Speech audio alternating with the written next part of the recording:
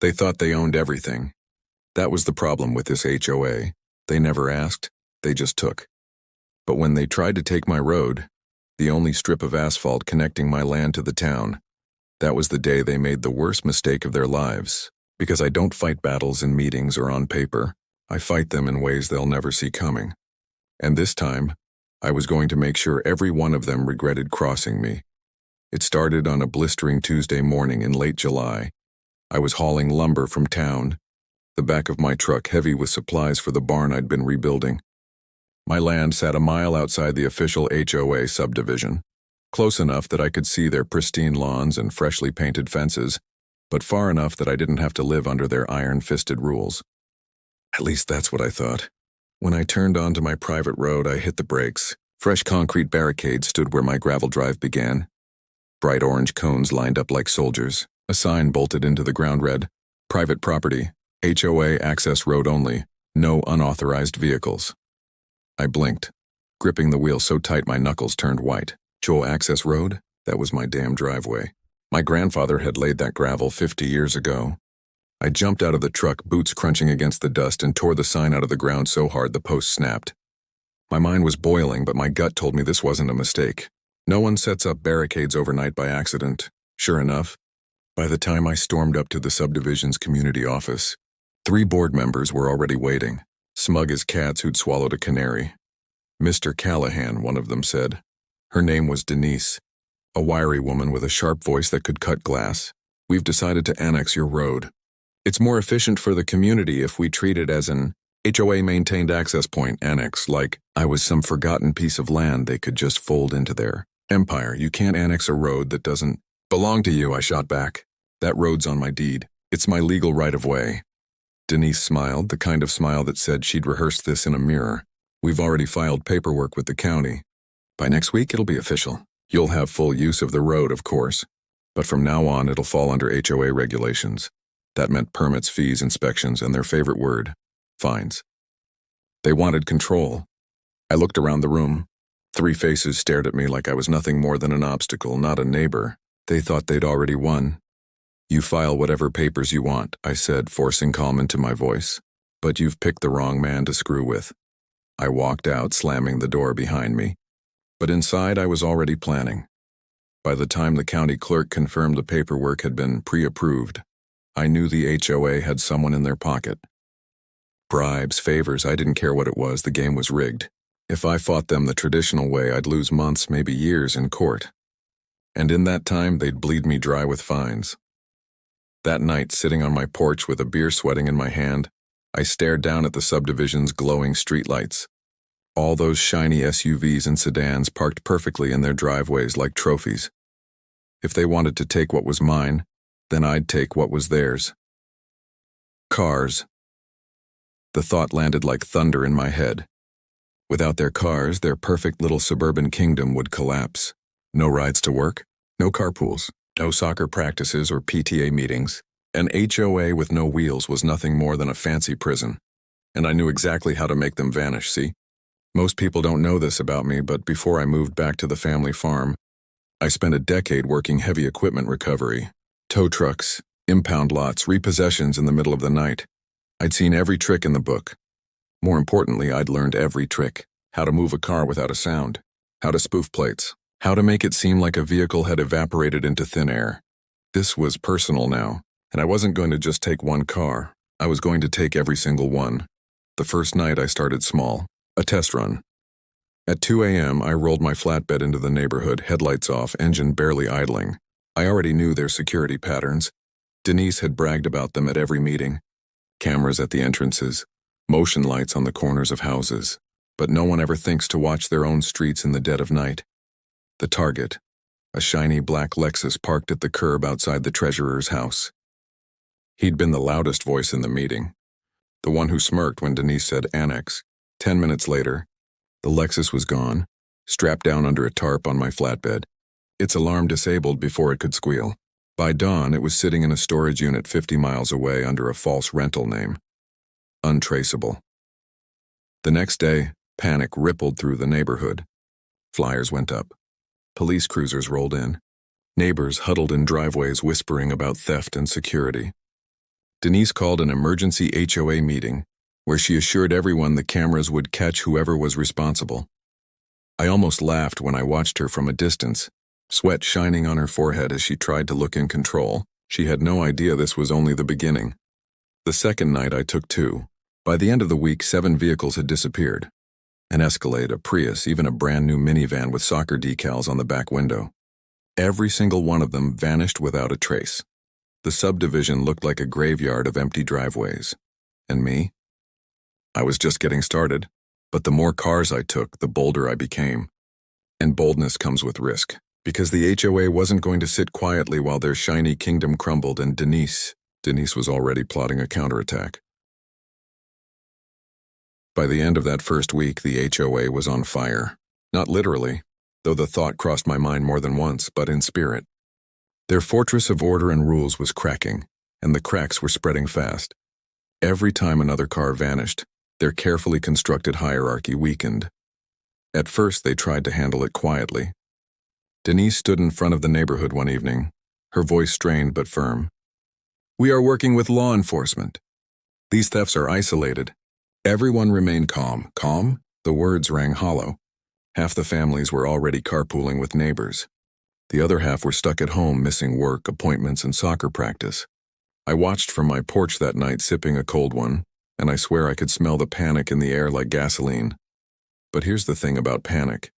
It breeds suspicion. And suspicion in a place like that is poison. By week 2, neighbors had started accusing neighbors. "You left your porch light off last night, Linda. Are you hiding something? Why was your garage open at 3 a.m., Mark?" The HOA meetings turned into shouting matches, fingers pointing in every direction but the right one. I didn't need to lay a finger on them. They were tearing themselves apart. Still, I wasn't finished. Not even close. See, every vanishing was more than revenge. It was a message, a reminder that their power was fragile. They thought stealing my road gave them control over me. But control is an illusion. And illusions shatter beautifully when you take away something people think is permanent. The third week, I went bigger, riskier. I targeted Denise herself. Her Mercedes sat in her driveway like a crown jewel, polished daily, parked at an angle so everyone could see it when they drove past. That car wasn't just transportation, it was her throne. And if I knocked her off it, the entire neighborhood would know their queen was powerless. It wasn't easy. By then she'd doubled security. Extra motion lights, neighborhood watch volunteers patrolling in golf carts, even cameras pointing toward her house. But I'd been planning this for days. I came in on foot at 2:30 a.m., dressed in black, moving like a shadow between hedges. I'd already scoped out the blind spots in their cameras. I'd even left a stray cat's collar near one of the motion sensors the night before, so the volunteers thought the system gave false alarms. When I reached the car, I worked fast. A cut wire here, a signal jammer there. The alarm went dead in seconds. I rolled the Mercedes down the driveway in neutral, my boots steady on the pavement, and hooked it to the flatbed I'd parked on the edge of the woods. By the time the neighborhood watch rolled by again, the driveway was empty. At dawn, Denise emerged in her perfect beige suit, sunglasses perched on her head, coffee mug in hand. She froze mid-step. The scream that tore out of her throat was high and jagged, like glass shattering. I watched from a distance, hidden behind the oak trees on my property line. Her neighbors gathered, whispering. Phones came out, snapping photos of the empty driveway. By the time the police showed up, she was pacing like a caged animal, barking at them to do their jobs. That day was a turning point.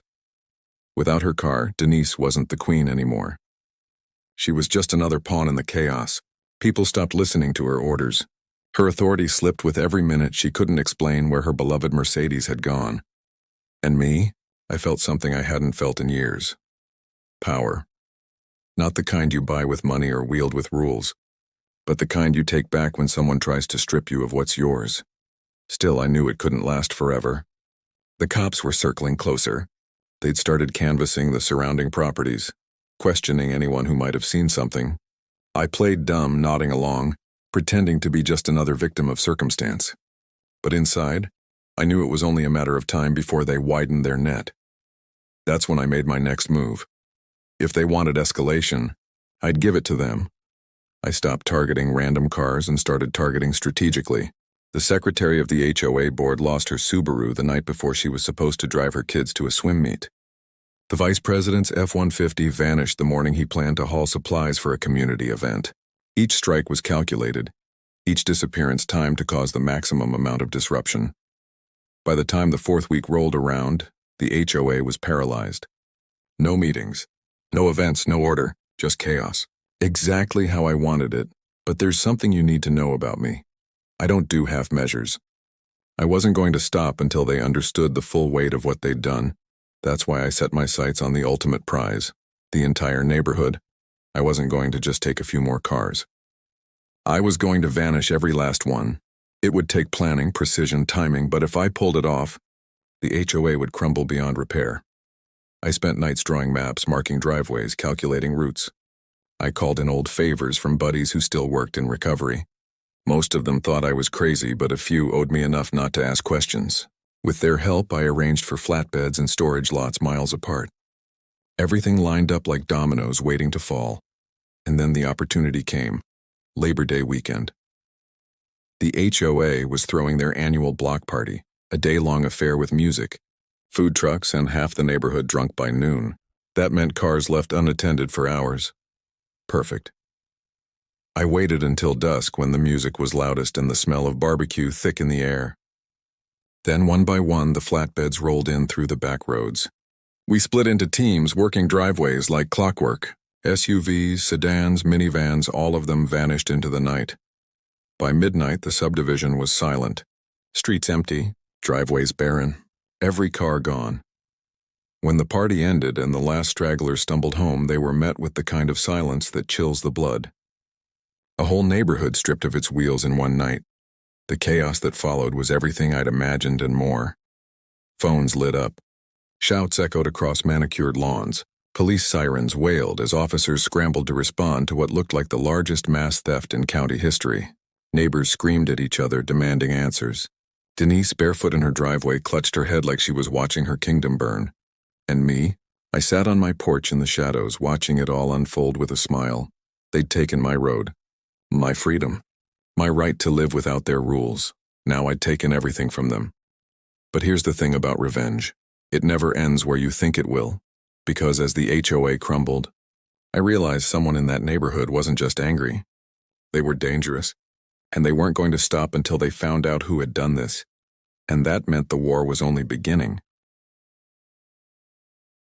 By the time the sun rose after that block party, the neighborhood was unrecognizable. Driveways stood bare like missing teeth in a smile. Garage doors hung open in shock, and the streets were quiet in a way that felt wrong, like a ghost town dressed in expensive siding and white picket fences. The police presence doubled overnight. Patrol cars circled the subdivision like sharks. Reporters showed up, shoving microphones at anyone willing to talk. The headline on the evening news read, "Unprecedented Theft. Entire neighborhood loses cars in one night."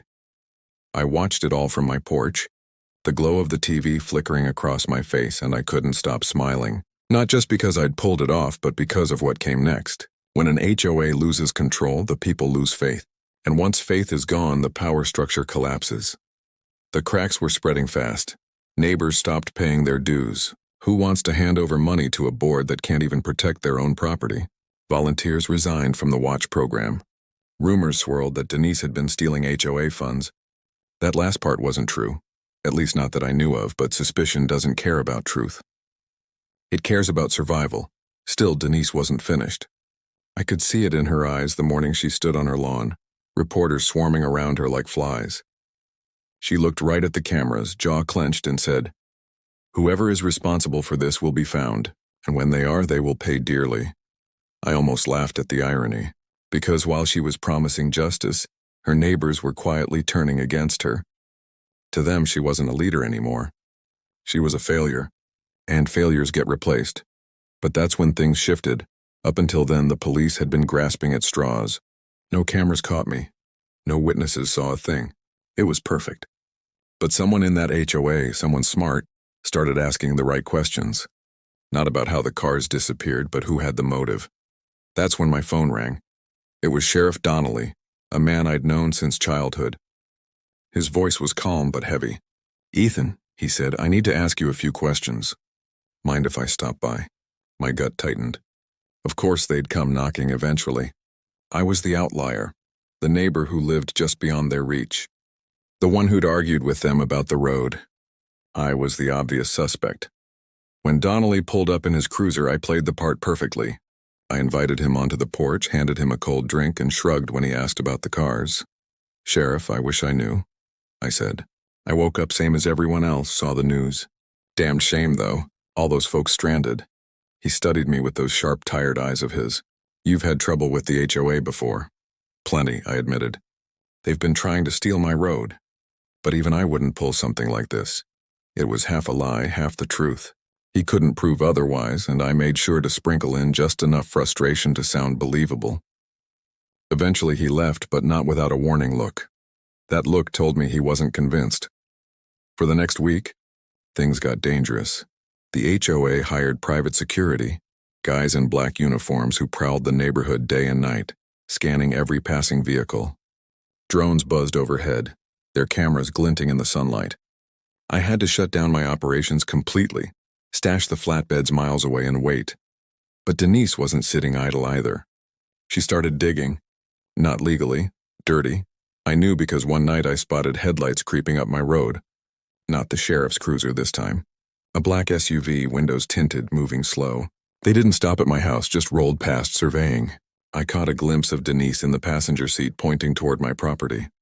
That was my warning. They suspected me. Maybe not enough to accuse me outright, but enough to start circling like vultures. And if they kept circling, eventually they'd find bones. I needed to end it fast. But how do you end a war you started? You burn it down completely. So I changed the plan. Instead of taking more cars, I decided to give something back. Not the vehicles themselves. Those were long gone, scattered across counties, stripped, sold, hidden. No, I'd return something else, something symbolic. I waited until the night of their emergency HOA meeting. I knew every board member would be there, crammed into that community office, trying to piece together their shattered kingdom. While they argued, I slipped into the parking lot, on the asphalt. I spray-painted one word in bright red letters, big enough for everyone to see when they walked out. Mine. It was the truth. Their cars, their power, their peace of mind, it all belonged to me now. When they emerged and saw it, the shouting started. Voices carried into the night. Neighbors yelling, Denise shrieking like a banshee. I watched from the shadows, heart pounding, adrenaline surging. It was reckless, bold, stupid even, but it worked, because the next day the subdivision was in full collapse. Half the residents demanded Denise resign. The other half accused her of covering up the truth. Rumors spread that she'd staged the thefts herself for insurance money. Police interviews turned hostile. The neighborhood group chat lit up with threats and accusations. The HOA wasn't just broken. It was devouring itself, and for a while I thought that was enough. I'd made my point. I'd taken everything they valued and left them in ruins. But revenge has a way of growing teeth. Because while I was celebrating their downfall, I didn't notice the one person in that neighborhood who wasn't panicking, or accusing or tearing their hair out. A man named Victor. Tall, quiet, always kept to himself. He wasn't on the board, never spoke at meetings, never joined the block parties. But he was watching, always watching. And the day I saw him parked at the edge of my road, binoculars in hand, I realized my war wasn't over. It was just beginning. I knew Victor by reputation before I knew his face. Folks in the neighborhood murmured about him like he was a storm cloud. Quiet, heavy, the kind of man who listened twice as much as he spoke. Rumors said he'd been in the military, then something with private investigations. No one really knew. He kept to himself with a discipline that made people uneasy. That was a problem for me. Quiet men notice quiet things. They watch patterns. They remember faces. A week after I spray-painted mine across their asphalt, I saw Victor parked under the old sycamore at the edge of my drive. He had binoculars pressed to his face and an old thermos steaming beside him. He wasn't in a suit or a uniform, just plain clothes, dark jacket, baseball cap low. But there was a cold efficiency about him that set my teeth on edge. He watched until the sun dipped, then he folded the binoculars away and walked straight up to my porch like he belonged there. "You Ethan Callahan?" His voice was that same low, measured thing people reported, a voice that didn't yell when it meant to threaten. Depends who's asking, I said, standing from my rocking chair. My body was older than my reflexes. I kept my hands visible and my face laid plain. Let him see me.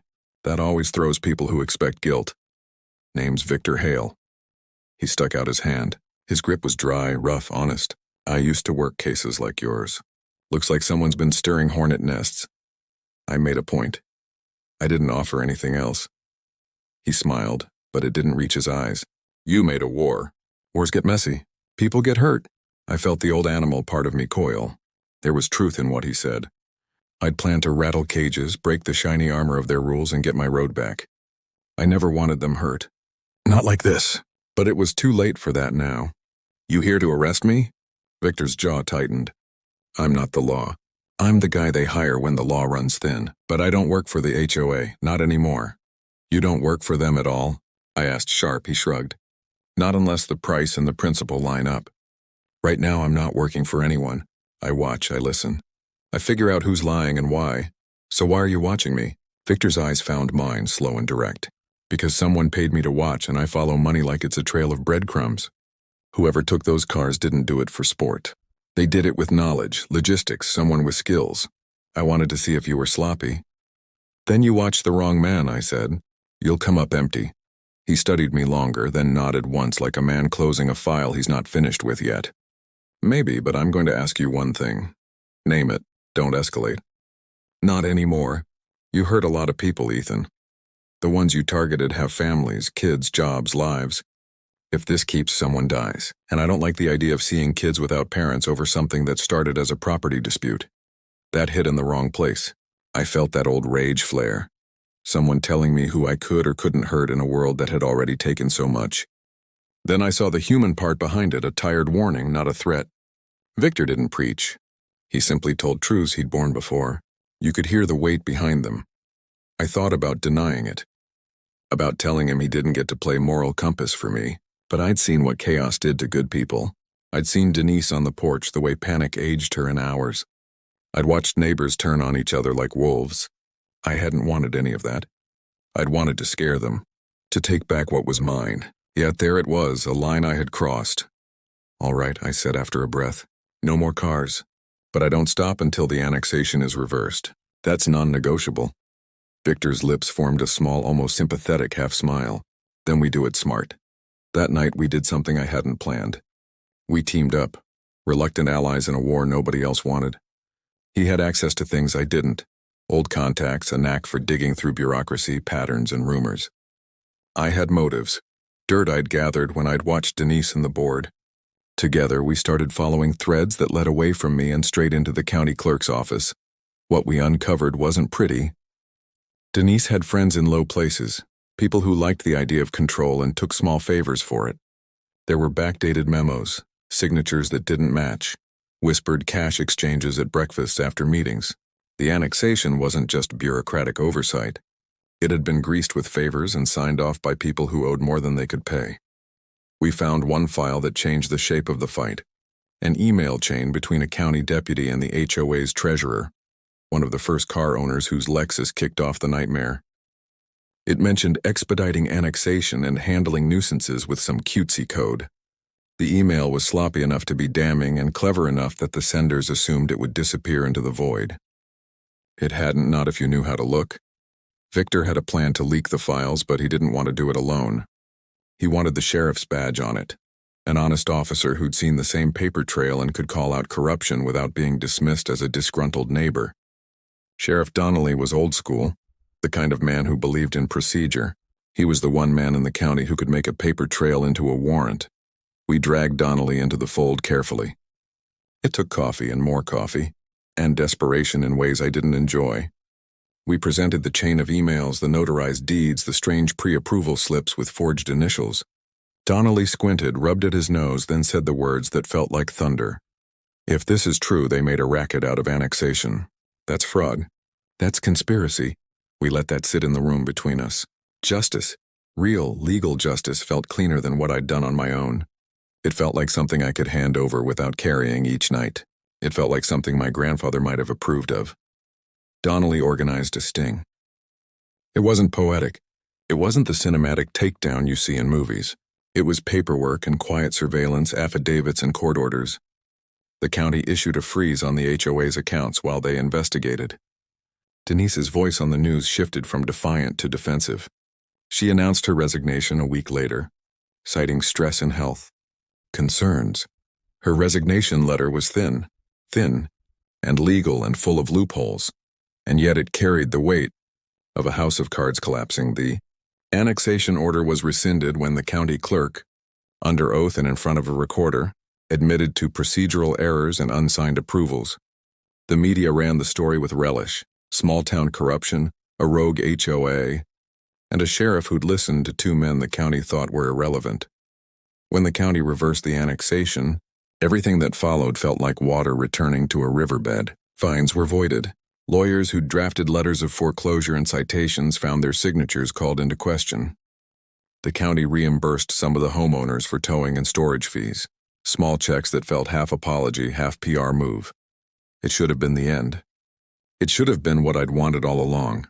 My road back, my quiet restored. But victory rarely arrives without cost. Victor had his own ledger to square. He told me about debts collectors and a man in the county who'd been pulling strings for favors. A man with ties to something darker than petty annexation. Ties to local developers who wanted control of land like mine. In exposing the HOA's corruption, we poked a hornet's nest that liked being fed. 2 nights after the county's announcement, my barn caught fire. It didn't take long. The flames moved fast, greedily, leaping through old wood, finding creaks and gaps they loved. I woke to the smell of smoke and the sound of neighbors screaming. I ran into the night with a hose and a heavy heart. The volunteer fire brigade, good souls who'd answered since before I was born, poured water on the blaze. They saved the house and the house behind it, but the barn, my father's barn, the place I'd worked on for months, burned to a cinder. I stood in the dark as soot rained down and old beams crashed like thunder. I thought of everything I'd risked, everything I'd taken. For a moment I wanted to curl into the ashes and let the world take everything else. Victor came by that night, hands blackened from working with movers and chainsaws, and put a damp hand on my shoulder. "You didn't start that fire," he said, but his voice didn't sound like absolution. "But you made enemies. People who lose money get greedy. They don't always cleanly direct their anger. I wanted revenge on the ones who'd torched the barn, but the old lesson cut through my fury. You can step back from the edge and still fight clever. I would not become the type of man who burns other people just because he was burned. That road turns quick into something you can't come back from, so I chose something else. I rebuilt the barn, slower and more honest than before. I called in favors not to hide evidence, but to haul out the ruined wood, to sand the beams and square new boards where old ones had rotted. I repaired windows, fixed the fence, and replanted the saplings the fire had scorched. But I didn't go easy on the HOA. Denise's fall from grace continued. Her house went on the market and stayed for months. The treasurer's name hit the paper and his business license came under review. The county barred a few court clerks from holding public office for a while. It wasn't prison sentences or dramatic courtroom speeches. It was the slow crumbling of people whose power had been built on shortcuts. As for me, I reclaimed my road legally. The new county order placed the right-of-way back under my deed. The barricades went down. The sign came down. There were apologies. Muted, reluctant from some neighbors, and quiet thanks from others who had stood with me from the start. Victor and I didn't become friends in any conventional sense. We shared a mutual respect like two men who'd carried a shovel out of the same grave. He stayed on the edge of the property for a while, helping with paperwork and hauling nails when needed. Then one morning he packed a duffel into his truck and drove off without much fanfare. Before he left, he told me something I'd been too stubborn to hear until then. "You can win a war and still lose pieces of yourself," he said. "The trick is to make sure what you keep matters more than what you gave up." I watched him go down the gravel road, a silhouette against the rising sun. For months after that, I drifted between satisfaction and a hollowness that surprised me. People smiled when they drove past my gate. Kids waved at me from their bikes like we were all in some new contract. The county had returned what was mine on paper. The quiet came back like a tide. But some nights, when the gas lamps hissed and the stars came down like scattered coins, I'd stand at the edge of that road and think about the cars I'd taken, the tiny, intimate pieces of someone's life. I think of Denise, frantic and ruined, and the treasurer, late at his desk, eyes hollow from worry. I think of the little things. A pair of soccer cleats left in a minivan, a chipped cup on the passenger seat, a family hour lost to logistics. I lost sleep wondering if there was a way to take power without breaking people. If there was an arrow that could pierce a system without tearing through flesh. I still don't know the answer. In the end, my road remained. The barricades were gone. I could walk it at dawn and feel the gravel under my boots without glancing over my shoulder. I had truth on my side and a sheriff who'd done the right thing, and that was worth more than most people ever find. But I also carried the stains of the war, smaller, quieter, but there. They lived in the curls of smoke that still clung to my hair on cold mornings, in the scars on the barn's new beams, in the uneasy politeness of neighbors who didn't know whether to trust me or hate me. Revenge had been a lesson in power, and power had been a lesson in cost. The HOA had learned it the hard way. So had I. One night, months after the dust settled, a kid from the neighborhood, maybe 10 years old, rode by on his bike, stopped, and looked at me like I was a mystery. "Did you make all that happen?" he asked wide-eyed. I thought about telling him everything, the spreadsheets, the stolen emails, the flatbeds in the dark, the barn fire. I thought about telling him the lessons I'd learned in ash and ink and legal filings. Instead, I pointed to the road. "This is yours," I said softly. "When it's time, you keep it." He grinned like boys do and pedaled away. I watched him go and felt, for the first time since it began, something like peace. Not the kind born from taking, but the kind born from holding on to a thing that mattered, and choosing how you kept it. The road stayed mine. The cars stayed gone. The neighborhood rebuilt itself in stitches, with a few uneven edges. People learned the runs of power and the cost of shortcuts. And me?